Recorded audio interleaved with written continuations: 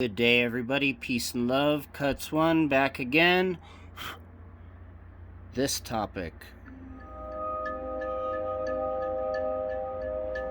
The current medical situation that we're going through has been without a doubt unprecedented. While Elon Musk has been skeptical about shelter-in-place regulations, he still had his own ways of combating our current situation. I'm sure many of you have heard of the Tesla ventilator, which was built solely out of car parts. Now, an extra supply of ventilators is fantastic for the human society, but Tesla has been preparing a far more revolutionary device that will actually be able to print vaccines. In this video, I'm going to be talking to you guys about Tesla's plan to print vaccines. Welcome to Cascades Academy. If you're new to the channel, please consider subscribing for more content like this, and let's get right into it. While we can't see DNA with our naked eyes, we have trillions of DNA strands that compose our body's structure and movements. In order for our body to adapt to the constantly changing environment, our DNA goes through what is called transcription, a process that stimulates the creation of ribonucleic acid, also known as RNA. This RNA is then used to build proteins that function our body. So, why is this all important to Tesla's mission to print vaccines?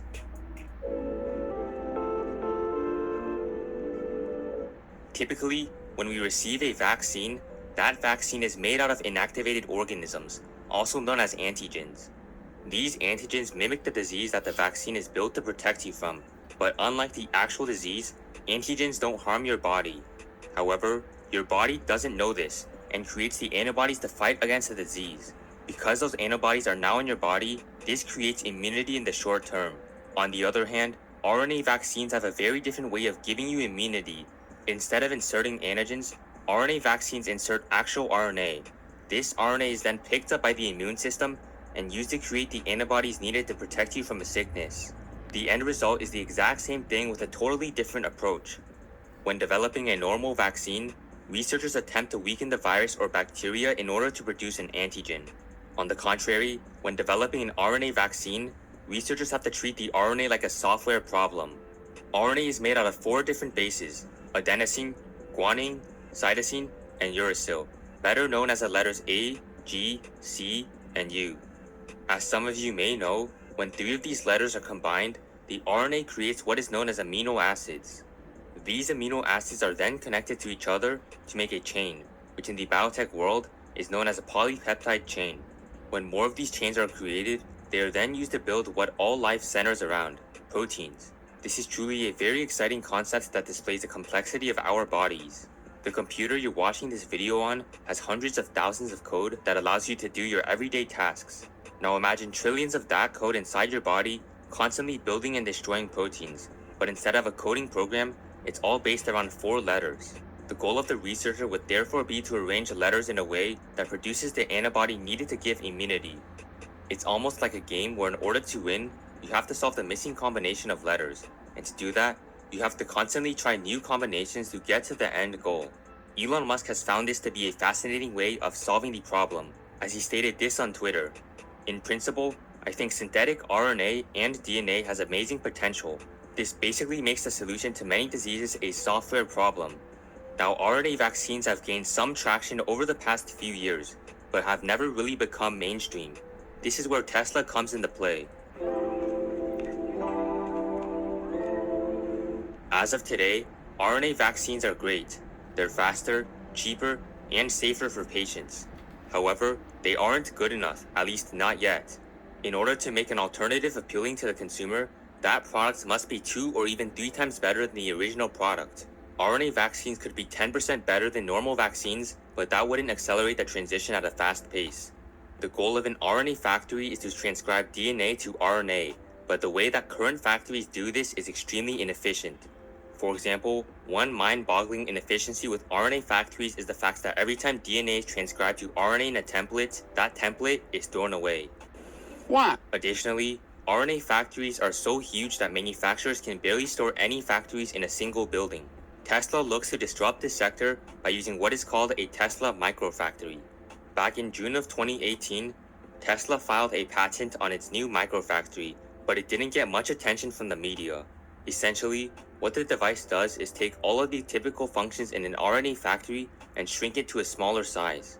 This includes turning up the temperature, stimulating transcription of the DNA, transporting the RNA from one place to another, and even filtering out the waste to give you a simple cleanup at the end.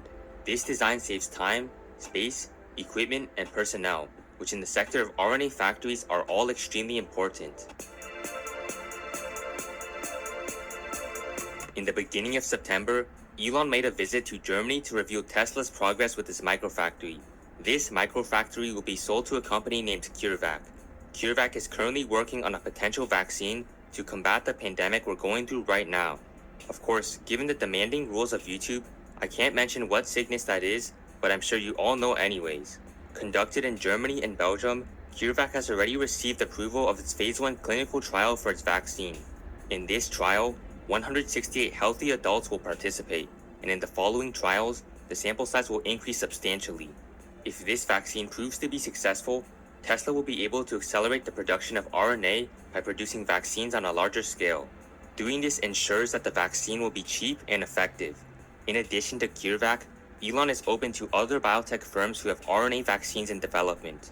2 other companies are leading the development of an RNA vaccine, including Moderna, which entered phase 3 studies, and Pfizer, which recently announced positive results from its phase 1 trial. While Tesla's microfactory will certainly be helpful given our current situation, Elon sees potential in using the factory for decades to come. On August 30th, 2020, Elon stated that conversations with Harvard Epidemiology confirms that a high-speed RNA printer has potential to be helpful for vaccines and cures in many areas. The facts that Tesla already patented the microfactory long before the devastating pandemic truly shows that Tesla is in the business for the long run. Let me know what you think about Tesla's entrance into microfactories. Do you think that Elon should remain focused on Tesla's goal to accelerate the world to sustainable energies? Or do you believe that Tesla's entrance into RNA microfactories is justified during this health crisis? If you enjoyed this video, please hit the like button and subscribe, and I'll see you in the next one. So yeah, also look up who owns the original patent on this technology. It's called biological teleporter. Peace and love, everybody.